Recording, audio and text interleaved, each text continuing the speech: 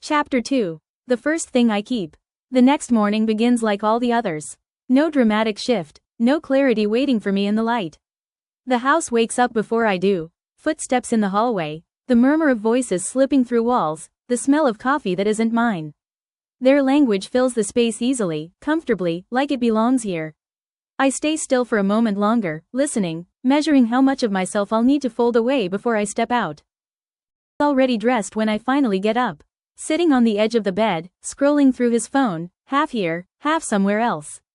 He looks at me, smiles automatically, the way people do when they don't realize they're supposed to be paying attention.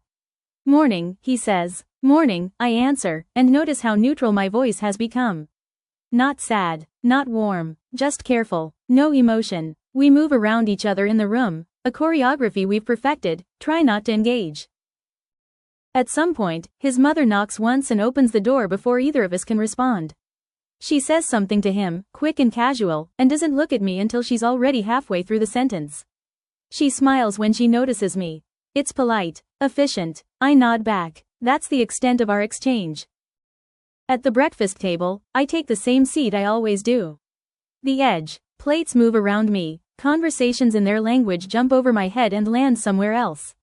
I understand enough of the language to know when I'm being talked around rather than to. I focus on my food, on the sound of cutlery, on not disappearing entirely. His mother mentions reorganizing something, closets, storage, papers. 35-year-old papers, probably. He nods along, agrees easily. I feel something tighten in my chest, not because of the papers themselves, but because I know what would happen if I suggested anything different. I imagine the uncomfortable silence, the look, the way I'd be reminded, gently, kindly, that this is not really my place to decide. I set my fork down. I was thinking, I say, surprised by how steady my voice sounds, maybe we could clear out one of the other rooms. Just so we're not living entirely out of the bedroom. The table goes quiet, not abruptly, more like the sound slowly drains out of the room. His mother tilts her head. "There's no need," she says. "Everything is fine as it is." I look at him wanting to have support. He shrugs, like he always does. "Yeah, it's not that bad." Something shifts then, not explosively, not visibly, but I feel it settle into place inside me, solid and unmistakable. "I didn't say it was bad," I reply. "I said we need more space." They both look at me now. Really look at me, and I realize how rare that is. His mother smiles again, but it's tighter this time. "This is how we've always done things." I nod. I know. The conversation moves on without me.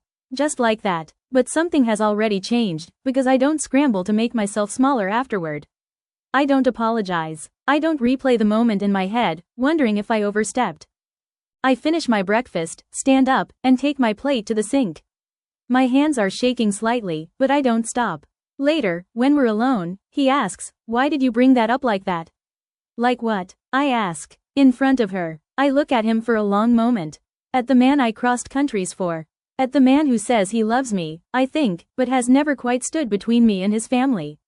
"Because this is my life too," I say. "At least, it's supposed to be." He doesn't argue. He doesn't agree either. He just looks tired, and for the first time, I don't rush to fix that for him. That afternoon, I go through my things. Not to pack, just to look. Clothes I haven't worn since I moved. Books I brought because they made me closer to home. A sweater that has memories with my family.